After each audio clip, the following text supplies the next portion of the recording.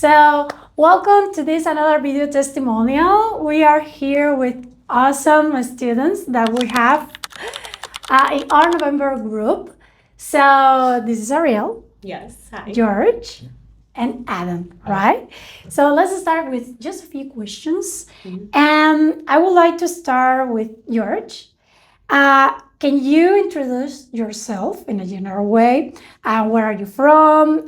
What were you doing before TEFL? Okay, yeah, my name is George. I'm from England, and before I came over to Spain to study to do teaching, I was in sales. So, yeah. What about you, Ariel? Yeah, so I'm from Trinidad and Tobago, and I also was previously in sales, and before that I worked with a property developer. So a little bit of sales and construction management, yeah.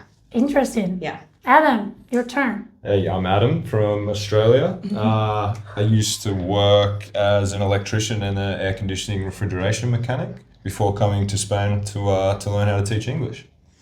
That's awesome. Actually, they're very different careers from what are you doing right now, actually. Yeah. That is very interesting, guys.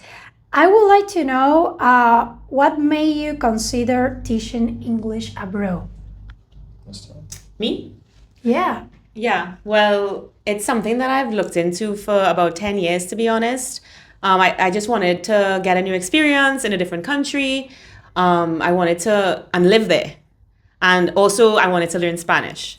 So to do those two things and not drain my savings, let me move to the country and teach English. And I really took an interest in Spain, and I knew people here before.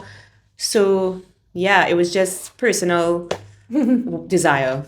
I know you already have a friend here, so it was Yes. something that you talk about it? Or Yeah, something? actually two friends. She is most recent, and I have a friend who did the same process 5 years ago, and she loves it. Wow. And she's like, Ariel, you would totally love it. But I was too afraid to do it a few years before.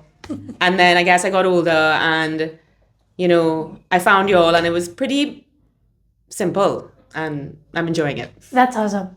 What about you? So, yeah, I moved over to Spain because my girlfriend lives over here. And I wanted a change in career in terms of in Spain it's a bit different. I wouldn't be able to go straight into sales, So, yeah, obviously learning Spanish as well is a big thing as well. As my girlfriend's Mexican, so she speaks Spanish, so that comes with the course as well. That helps a lot. And yeah, I just fancied a career change. I looked at the job market over here in Spain and realised that teaching English is in high demand and there's a lot of work for it. So yeah, that was the reason for the career switch. A lot of work for it. Let us know your history behind that. For me, coming over here was kind of similar to George. So my partner lives here at the moment, and I think it was like the best option for us to be together, and also a little bit of a career change. Like I think I've been doing what I've been doing for 10 or so years. So to change was good. Like it's good to just try new things and see what interests you, right? And like all the support that we've got before coming over and actually when we're actually here has been amazing. So it's just made it that much easier to make such a big move from Australia to Spain.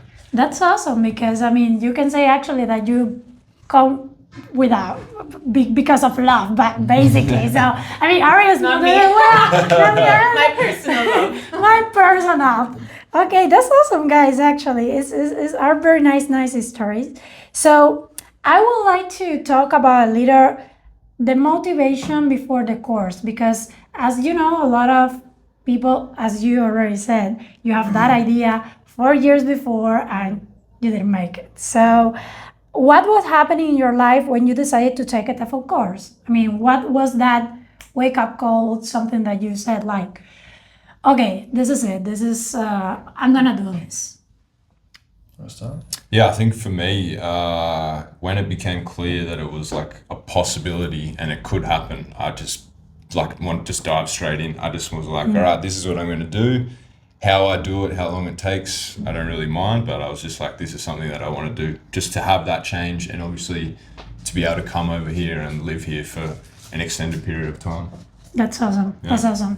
Yeah. Yeah, so it was quite a long sort of process for me, to be honest with you. There's quite a long sort of thought process behind it. Obviously, with England leaving the EU and all the rest of it, it was a lot more difficult for me to come over.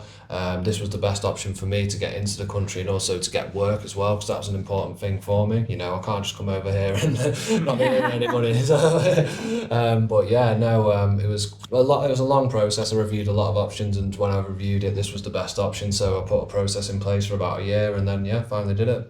That's awesome. Yeah. And Ariel, tell us about a little Yeah. that 4 year gap for. Right, yeah, well, I guess I never really traveled much outside of Trinidad and Tobago Yeah. and the Caribbean and United States, really, but not much. And earlier this year, I had something happen in my life that was quite negative and sad. And that propelled me to do more travel, which I did earlier this year. And I don't know, I told myself I'm just going to keep doing things that excite me and I'm not going to be afraid. And I spoke with that friend randomly one weekend and I decided that weekend and the next week I found a school and everything just aligned. And in Trinidad, it actually was not so difficult in Trinidad to get my visa. Yes, it was a tedious process with the paperwork, but in 3 weeks, 1 month, it took me to plan, get all my documents. 3 weeks later, I had my visa. Actually, I have to say that the Ariel case was very interesting because actually all the visas are having delays. I mean, for United States, for UK, and then for your country, Trinidad and Tobago. 3 weeks. 3 weeks. It was like Ariel You couldn't told believe. us, "Hey, I got the confirmation." I was like, Yeah. "How is it possible?" Yeah, I don't know. I was surprised. I had another friend also doing the same thing as me, same time period. She got hers 3 weeks. 1 week before me. So Yeah. you know, guys, It's not you so can hard. do it. You are from Trinidad and Tobago. You can come here Yeah, easily. and they all think it's impossible, but it's really not. It's just you have to it's like determination, and you can't. You have to be brave. Pretty much. Exactly. Yeah. That is very interesting because right now in 2025 we have a lot of delay. So Yeah. in your case it was like okay. Well, to be fair, the embassy did say there was going to be a delay. It could take 2 to 3 months. They just said that. Well, I don't know, but I'm very happy that it Maybe was they quick. just like you. Yeah, I'm happy it was quick. That's awesome. That's awesome. So let's see. I would like to know what were your biggest fears or doubts before joining? In Me? general, because I know there is a lot of things Okay, yeah. around the TEFL. It's not only the course. Yeah. I think it's the visa process, right?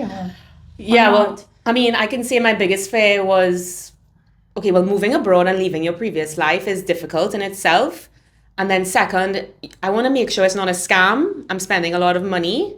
So I need to and the only way to do that is just by looking up social media, really. There's no real way, unless I know somebody that did this exact program. And I did, but not exactly with you guys. So it's just, you have to just do your research, I guess. And I mean, the financials and making sure it's not a scam. Those are my two biggest worries, really and truly. What about So you that's it, guys? Yeah, mine was mainly work, to be honest with you. So, obviously coming over and then learning a new language as well. I knew that was going to limit me sort of coming over. So, being able to teach English was an easy way to, whilst I'm learning Spanish, I can still earn money, and I've got the option for that. You can do it within your own time. You can work with academies. You've got various options of how you want to do it as well.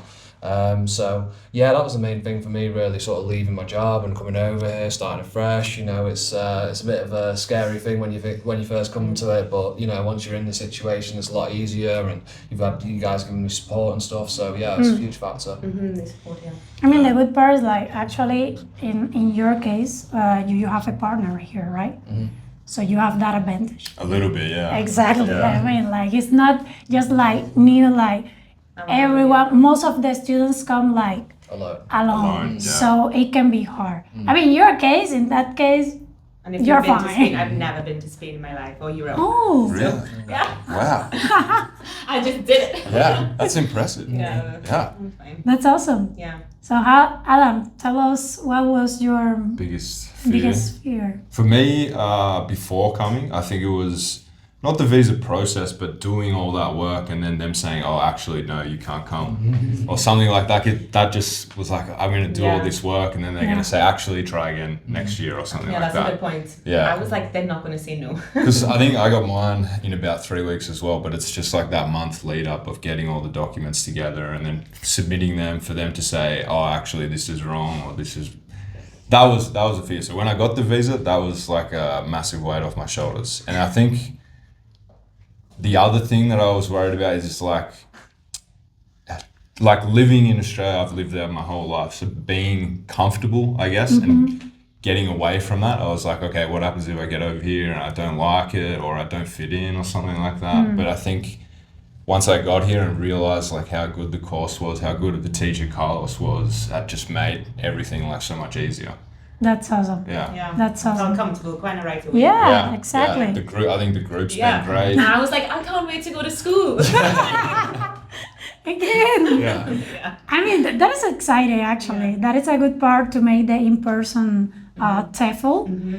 This is actually something that it's very different when you do it online. I mean, actually, it's not the same when you do it online because, for example, George do the TEFL level 5 online, but with live classes. So you are with your teacher, so it's one-to-one. At the end, something that you feel that somebody is there for you. So, but in comparison with pre-recorder programs, it's completely different when you have your And then you don't really classmates. make any friends. It's like you're by yourself. You don't have. It's a little That lonely. interaction, Yeah. So this is the whole experience. Yeah. So and you don't feel alone. Yeah. That's the thing. So I would like to pass right now. Okay. This is a very tricky question. Don't worry. You can talk whatever you want to. And I know maybe this is a yes for sure. Because this is like, did you compare other TEFL schools? What do you choose TEFL Madrid Academy? Did we compare? Yeah. Of course. Yeah. What made me choose this? Probably, I think a lot of them offer similar structure, similar basic like TEFL and combined with the Spanish thing. But I think for this, once I did my research, I think the price point was great and it just made sense. And also, my partner, we live like 10 minutes from here, so being able to walk to school every day was great. It was great. Not having to travel so far was really good. Yeah. That's awesome. Yeah, so originally I looked at like language courses. I didn't really compare like the teaching English side of things. I was looking at language courses alone, and the cost of the language courses was more than it was, with what I got basically. And obviously with this course, you get the Spanish lessons as well. So for me, it was just like, well, I can get both and I'm going to need both. So I wanted to keep an income coming and obviously wanted to learn Spanish as well to integrate myself into the country. So yeah, it was a 2-in-1 thing for me really. And obviously I'd had a cousin who did the course but just online, so she spoke to me about it, gave me a bit of reassurance regarding it, and then I was just sort of building upon that. Yeah. For me, I have about two reasons basically. I mean, so yes, I looked up many TEFL programs. Personally, I could not get into another one I was looking into because I don't have a bachelor's degree. I wasn't sure if you all required that, found out you didn't. And that was tick win, yes, I'm coming here. It was between you and another. As you know, I spoke to you before I made this decision. I prefer to be in Madrid. And after we spoke, I felt pretty comfortable with you. I was like, okay, this is genuine. I like it. I want to go there. So it was really speaking with you in person and not needing a bachelor's degree. Those were my two why I chose you. I just felt pretty comfortable. I was like, yeah, one time.